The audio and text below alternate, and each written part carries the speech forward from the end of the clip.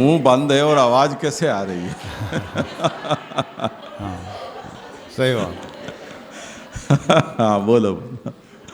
जैसे इसमें हर्रा महाप्रभु जी ने समझाया शिक्षा पत्र में कि भगवान का जो है धर्म विशिष्ट और धर्मी विशिष्ट स्वरूप दो प्रकार का है।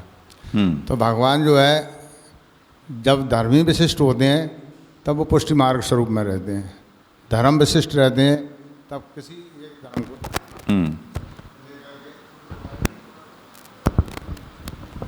हाँ, तो किसी एक धर्म को लेकर के या एक या दो धर्म को लेकर के कोई लीला करते हैं तो उनका उस समय उनका उस प्रकार का हाव भाव यानी उनके स्वरूपात्मक परिवर्तन से दिखाई मालूम होते हैं। जैसे मथुरा लीला में रहे आप, द्वारका लीला में रहे और ब्रज लीला में, तो तीनों के अगर अपन दर्शन करेंगे तो तीनों के तीन प्रकार से अलग अलग समझ में आ जाएगा कि ये धर्म विशिष्ट है, ये धर्मी विशिष्ट है। ऐसा मेरी समझ में कुछ आया। अच्छा, हाँ नंदीश। मुझे यहाँ पे ऐसा लगता है कि वो स्वरूप का हमें यहाँ पे नहीं सोचना चाहिए, क्योंकि कर्म मार्ग तो जनरली मुक्ति के लिए है। तो वो अपने स्वरूप में जो अपना खुद का स्वरूप समझता है, जैसे अपन ने मुक्ति लीला में समझा था, तो वो उसमें ब्रह्मानंद में लीन होना चाह रहा है, तो फिर वो उसका वही फल मानना चाहिए। स्वरूप ऐसा नहीं सोचना चाहिए, मुझे ऐसा लग रहा है। फिर से इसको समझ लो, ऐसी बात नहीं है कि ये अव्यक्त की कोई उपासना है। कर्म के फल के रूप में जो यज्ञ नारायण है वो कोई अव्यक्त रूप है या अनडिफाइनेबल जो रूप है, ऐसा कोई रूप हो, ऐसा नहीं है। क्योंकि यज्ञो वही विष्णु हो, ये तो वेद ही कहता है कि विष्णु ही यज्ञ का रूप है, अधिदेव है। अहम ही सर्व यज्ञानाम भोक्ता च प्रभुरेव च, सभी यज्ञ का भोक्ता स्वामी मैं ही हूँ। इसलिए यज्ञ नारायण का आविर्भाव का मतलब भगवान का ही आविर्भाव है, विष्णु का ही आविर्भाव है, उसी तरह उसे समझना है। इसी कारण यहाँ व्यक्तिर यज्ञ स्वरूपिणः, यज्ञ स्वरूप की वहाँ व्यक्ति यानी मूर्ति वहाँ प्रकट होती है, आकृति। तो वो व्यक्ति जो है या आकृति है, मूर्ति है, वो विष्णु स्वरूप में ही प्रकट होती है, क्योंकि वही यज्ञ का आधिदैविक रूप है। इसी तरह से समझना चाहिए। तो जहाँ जहाँ भी ये वर्णन आता है, जैसे ये कहा कि छोटे छोटे यज्ञादि कर्मों से एक महायज्ञ संपन्न होता है, वो छोटे छोटे जो यज्ञ कर्म हैं वो सब उनके अंगों का निर्माण करते हैं और विश्रांति होने पर वो एक यज्ञ मूर्ति वहाँ प्रकट होती है। तो वो एक यज्ञ मूर्ति भगवान का एक रूप है। इसी तरह आगे जाकर शायद इसी प्रकरण में आएगा कि जो शाखा भेद होते हैं उसमें भी हर एक शाखा है वो भगवान की एक मूर्ति का निरूपण करते हुए एक मूर्ति का भजन करते हैं। इसीलिए वो एक शाखा पूर्ण शाखा या पूर्ण वेद के रूप में मानी जाती है। तो यहाँ यज्ञ नारायण का मतलब विष्णु स्वरूप ही समझना चाहिए, उसमें कोई संशय नहीं है।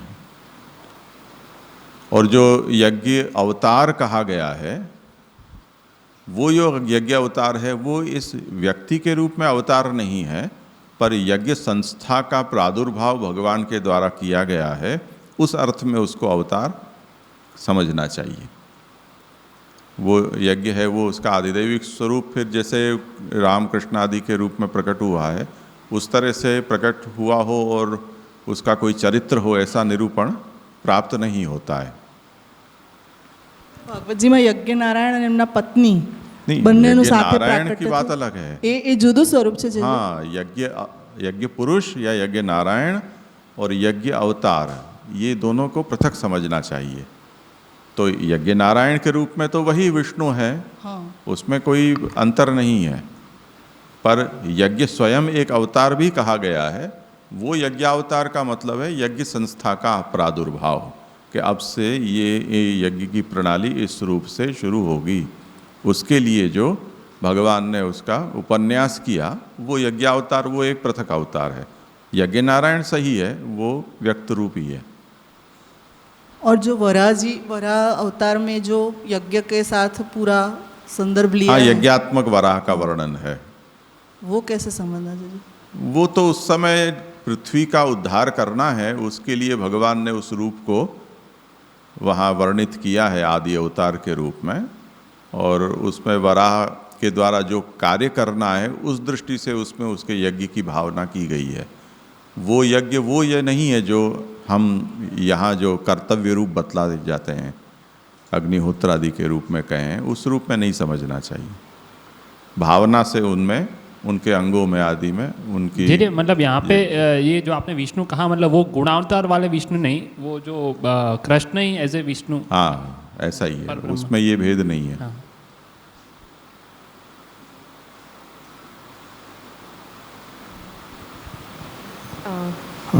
जी एक और प्रश्न है।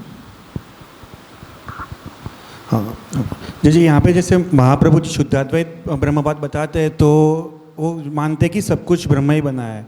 तो अन्य आचार्य जैसे शंकराचार्य हो गए या अन्य आचार्य जैसे जो शुद्ध अद्वैत नहीं मानते, यानी जड़ जीव जगत से भी मानते हैं या फिर माया से निर्मित जगत मानते हैं, तो उनकी दृष्टि में ये कर्म मार्ग का जो यज्ञ नारायण वगैरह है वो उनकी भी दृष्टि से महाप्रभु जी जैसी ही है कि उसमें कुछ भेद है? क्योंकि ये तो सब शास्त्र वचन है, इसलिए उससे तो कोई बच नहीं सकता है। अब शंकराचार्य जी की समस्या ये है कि उन्होंने व्यवहार और परमार्थ के रूप में भेद किया है, तो जितना भी सगुण है वो सब कुछ व्यवहार है, और परमार्थ तो सगुण होता नहीं है, निर्गुण होता है। तो व्यवहार तो इन सबको जैसे कहा गया है उस तरह से मानने में उनको कोई समस्या नहीं होनी चाहिए, मानते हैं। और जो जितने भी वैष्णव आचार्य हैं उनको भी मानने में क्यों समस्या होगी? जितना भी शास्त्रीय स्फुटतया जो शास्त्र कहता है वो तो स्वीकारेंगे। मीमांसकों का मत वैष्णव आचार्यों को मान्य नहीं होता है। आगे भी ये विषय चर्चा में आएगा। हाँ बोलो, पीछे माइक तो पीछे पीछे।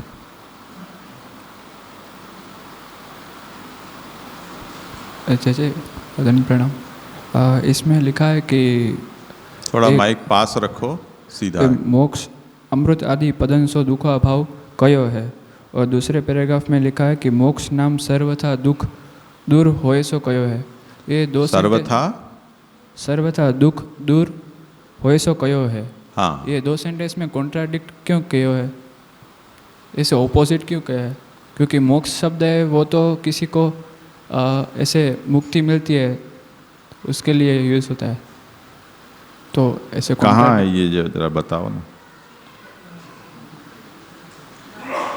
ये ऊपर वाला पेज नंबर कौन सा है, कहाँ है? 148 सर। हाँ,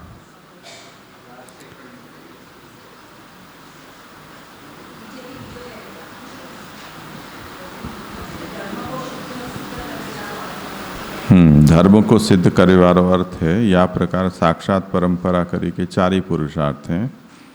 ये धर्म अर्थ काम मोक्ष, इन चार पुरुषार्थन में काम नाम सुख को है और मोक्ष नाम सर्वथा दुख दूर होए सो कहे हैं। तो इसमें क्या है?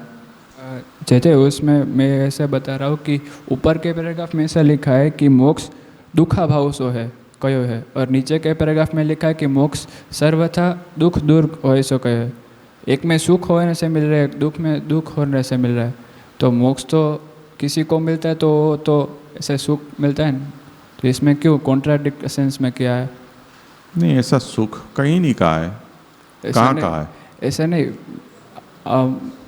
मोक्ष किसी को मिलता है, अगर किसी को बंधन में रखते हैं तो उसको मुक्ति मिल जाती, तो उसके लिए वो सुखी है। तो इसमें ऐसा लिखा है कि मोक्ष किसी को मिलता है तो दुख क्यों एसेंस में लिखा है, ऐसे बता रहा हूँ मैं। हाँ हाँ,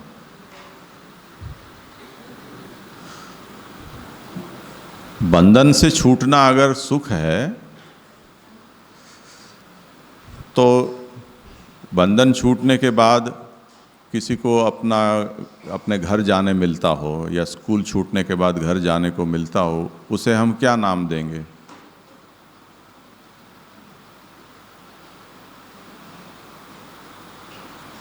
तो कुछ तो हमें उसमें अंतर मानना पड़ेगा ना। तो अगर हम जो बंधन से मुक्त हो रहे हैं उसे भी सुख कहेंगे तो हम ये कहेंगे कि ये बंधन छूटने का सुख। और घर पहुँचे और सब परिवारजनों से हम मिले, सब लोगों ने स्वागत किया, वो परिवार से संयोग का सुख। तो एक सुख का दूसरा प्रकार हमें स्वीकारना होगा।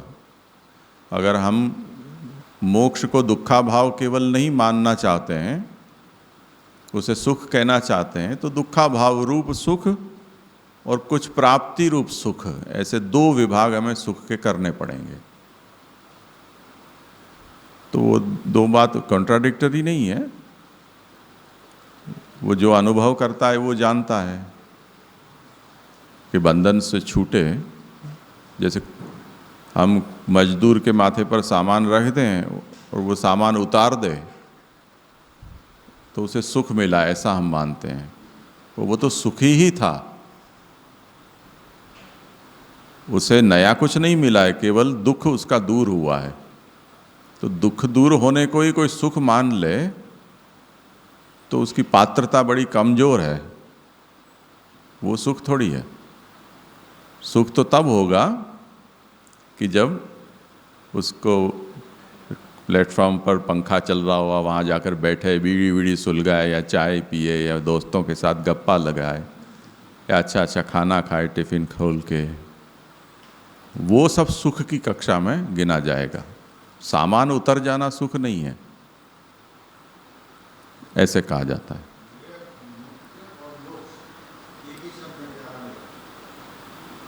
मुक्त तो जिसे मोक्ष हासिल हो गया है उसे मुक्त कहा जाता है, और मोक्ष यानी छूटना फल का नाम है, सिद्धि का नाम है। और वो सिद्धि जिसे प्राप्त हुई है वो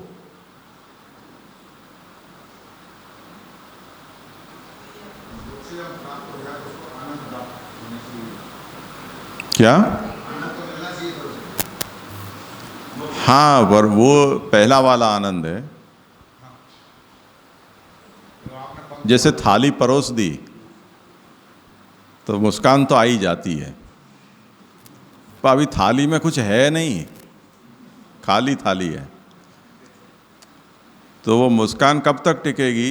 अगर ज़्यादा देर हुई तो रोना चालू हो जाएगा या थाली कटोरा लेके लाइन में खड़े रहोगे, जल्दी करो, कुछ करो। तो वो एक कक्षा का आनंद है, और उसके बाद थाली भर जाए और वो आनंद शुरू होता है, वो दूसरा आनंद है। तो भार कम होने का या बंधन टूटने का भी कोई आनंद हो सकता है, पर वो आनंद तो कब तक रहेगा? ज़्यादा देर नहीं रहेगा। पर आपको कुछ मिला, जैसे आपने बैंक में कुछ रुपए जमा कराए, अब आपका जेब खाली हो गई, जाकर आपने बैंक से कहा 4 साल बाद कि अब मुझे दे दीजिए रुपए वापस, उन्होंने दे दिए। फिर भी आप खड़े हैं, बैंक वाले कहें क्या खड़े हो, जाओ, तो ब्याज तो दो ये तो जो मैंने दिए वही आपने मुझे वापस दे दिए, ब्याज नहीं दोगे तो फायदा क्या हुआ? तो अगर आपको ब्याज दिए बिना बैंक वाले जितनी मुद्दल है उतनी ही आपको देकर घर लौटा दिया, इसका मतलब आप मुक्त हो गए, पर आपको हासिल कुछ नहीं हुआ। ब्याज भी मिल गया तब फिर आनंद हो गया, वो स्वर्ग का मतलब है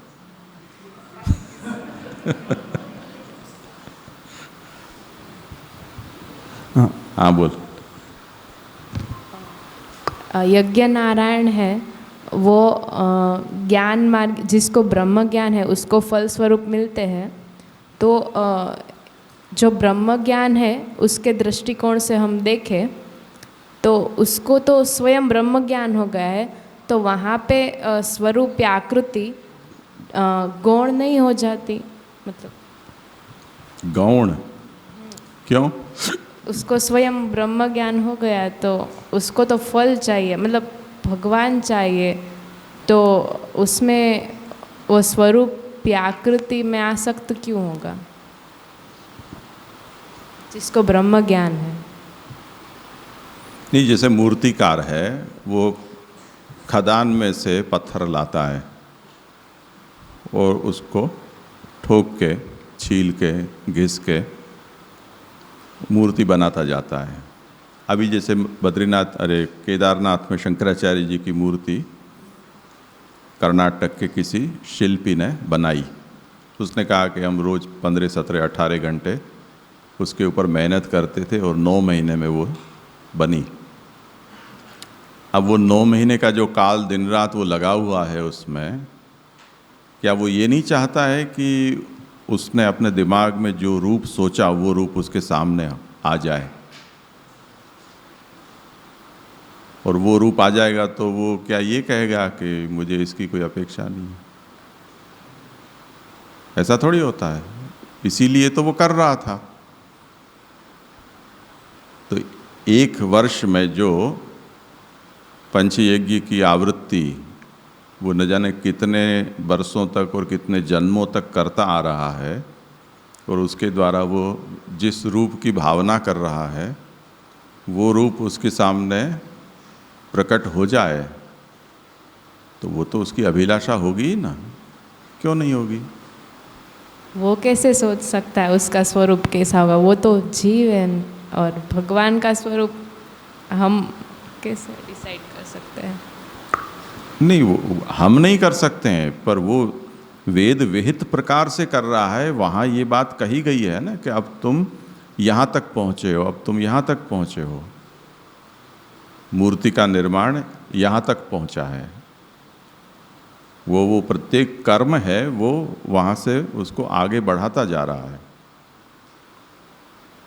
तो विधि ही उसको इस बात को समझाती है। वही तो ज्ञान की बात है। जो केवल कर्म से ये बात नहीं समझ में आती है, वो ज्ञान होने पर ही ये बात समझ में आती है।